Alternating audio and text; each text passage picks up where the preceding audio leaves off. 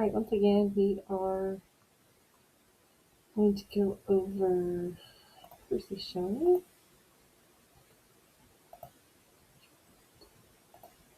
Okay, so Percy Shelley, he obviously is well, I mean, we already know a little bit about him because of Mary Shelley, who was his second wife. 1792, Shelley was born in Horsham, England. He is the first of seven children of the Whig parliamentarian Sir Timothy Shelley and his wife, Elizabeth Hopeful Shelley. So he had a pretty decent childhood until he went to school. So in 1804, he enrolled at Eton. Shelley began his studies at Eton College, the boys' boarding school for like grammar school. He was mercilessly bullied by his classmates for his eccentric ways and dainty appearance. Like he was like one of those pretty boys, I guess. In 1810, he enrolled at Oxford. He's indifferent towards his studies and barely attends class. Instead, he writes, publishing his first novel and books of suggestive poetry. So a lot of these romantic guys did have um, an interesting prospect on the coupling of things. He sorry, he actually gets expelled from Oxford after he publishes and distributes his essay, "The Necessity of Atheism," and his father was not too happy about that. All right. So 1811, he has his first marriage. He runs off to Scotland with a 16-year-old student named Harriet Westbrook. Percy was 19 at the time, so it wasn't like hugely scandalous at this point. Though he doesn't love Westbrook and disapproves of the idea of marriage, he likes the idea of molding a really noble soul into all that can make its nobleness useful and lovely. So you can take that as you want it.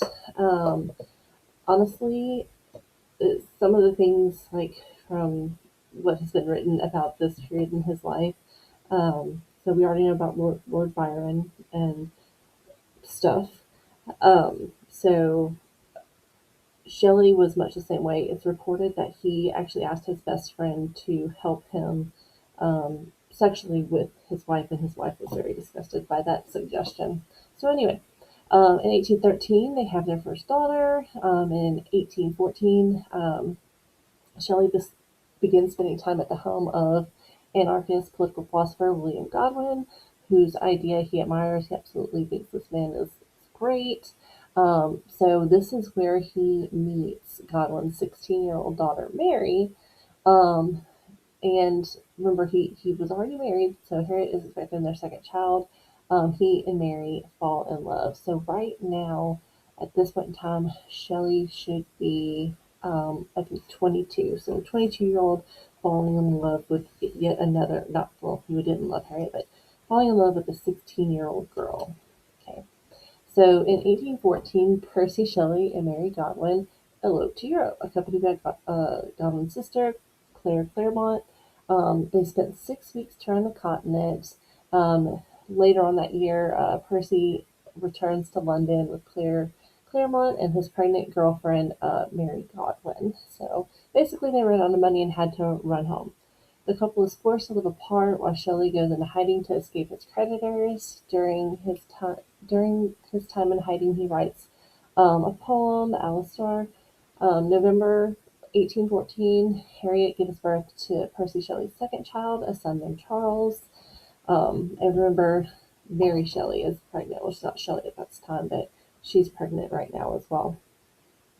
And then early in 1815, Mary gives birth to the couple's first child, a daughter named Clara. The baby is 2 months premature and dies only a few weeks after birth.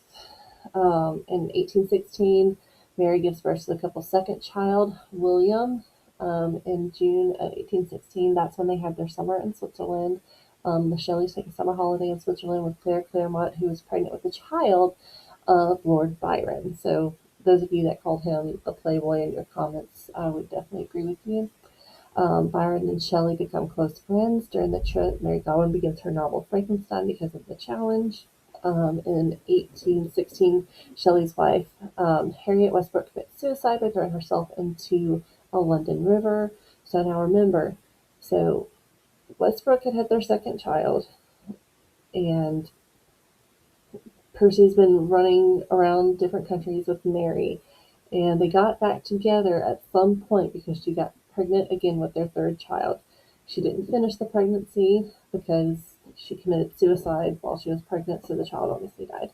The courts refused to grant Shelley custody of his children with Harriet because of his unorthodox views.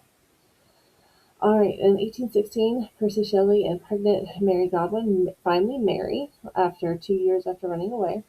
Um, they settle in the village of Marlow in southeast England soon after Shelley meets and befriends the poem John Keats, who we just discussed. In 1817, Mary gives birth to the couple's third child, a daughter that they named Clara Everina. In 1818, the Shelleys published Mary Shelley's novel Frankenstein. Okay. It was successful. Um, Shelley publishes some of his more popular poems, and then right here, no, um, March 1818, the Shelleys traveled to Italy in order to convince Lord Byron to give his estranged lover Claire Clairmont access to their child. Like literally, they were so full of drama. They do remain in Italy for several years. This is a portrait of William, the child that they had. Remember, Clara Everina contracts dysentery and dies while in England. So now the Shelleys have 3-year-old son William dies of malaria. So this one was the oldest.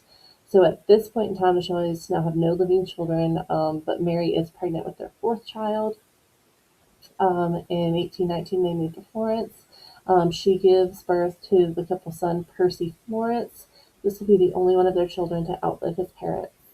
Um, Percy continues writing poems. Prometheus Unbound is something that we will look at briefly next week. It's an imaginative drama depicting the torture of the mythological figure Prometheus by Zeus. So a little bit of different perspective than his wife wrote, obviously, in Frankenstein, which she also named the modern Prometheus. In 1821, John Keats died of tuberculosis at the age of 26, and Shelley writes the poem Adonis as an elegy for him, which we will also read next week.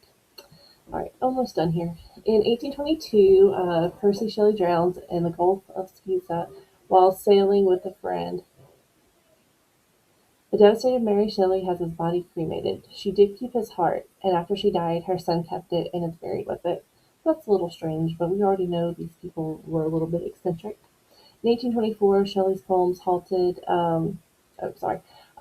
So after his death, Mary Shelley begins editing a book of her late husband's poems for publication. She is forced to stop when her father-in-law threatens to cut off her support and to her son unless she pledges never to publish any of his son's workings during this time. All right, that's all I have. Don't forget to read chapter 5, all the way through chapter 5 by Tuesday. I'll see you on Tuesday.